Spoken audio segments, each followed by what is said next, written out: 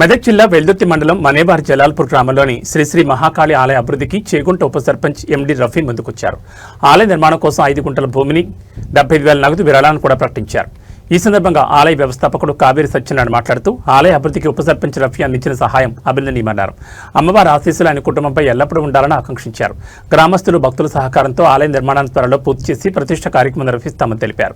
ఉప సర్పంచ్ రఫీ చేసిన సహాయానికి గ్రామ పెద్దలు, ఆలయ కమిటీ సభ్యులు, భక్తులు కృతజ్ఞతలు తెలిపారు.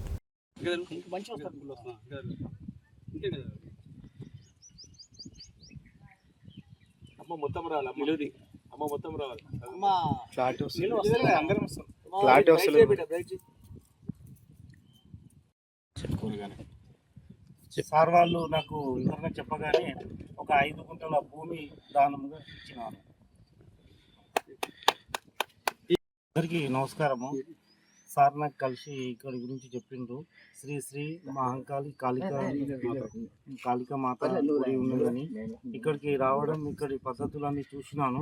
ఇక్కడ బలి లేదు, ఓన్లీ కొబ్బరికాయ గుమ్మడికాయ ఉన్నది. ఇక్కడ చాలా మంచి వాతావరణం ఉన్నది. మళ్ళీ గోవులు కూడా ఉన్నాయి. ఇది ఇక్కడ చూస్తుంటే ప్రపంచ దేశాలలో అందరు వచ్చి ఇక్కడ దర్శనం చేసుకునేటట్టు కనపడుతుంది. తక్కువ కాలంలోనే ఎక్కువ ప్రత్యేకత కనబరిచేటట్టు కనబడుతుంది. అందరూ శ్రద్ధ చూపి ఇక్కడికి వచ్చి దర్శనం చేసుకోగలరని కోరుకుంటున్నాను.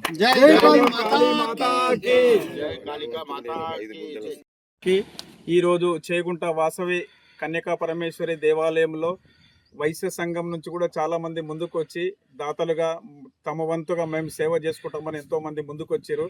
అలా ప్రధానంగా పరంజ్యోతి అన్న గారు, రఘురాములు అన్న గారు, మరెంతో మంది వైశ్య సంఘం అధ్యక్షులు, కార్యదర్శులు, మహేష్ సేఠ్ గారు, నగేష్ సేఠ్ గారు, నాగభూషణం సేఠ్ గారు ఎంతో మంది సహకరించారు.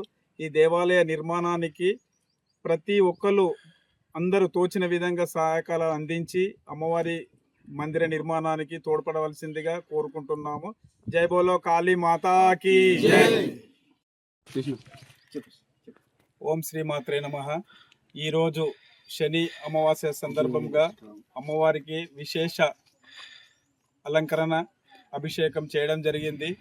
ఈ దేవాలయ నిర్మాణ నిమిత్తం ఈరోజు చేగుంటకు వెళ్ళడం జరిగింది. ఉప సర్పంచ్ గారైన ఎండి రఫీ అన్నగారు ఇక్కడికి వచ్చేసి నా వంతుగా నేను తోచిన విధంగా 75,000 ఇస్తాను అని చెప్పేసి తీసుకురావడం శుభసూచకం. ఇటువంటి దాతల ముందుకు వచ్చి దేవాలయ నిర్మాణానికి అందరూ తోడ్పడాలని కోరుకుంటూ జై మహాకాళి. కాళికా మాతా కీ జై.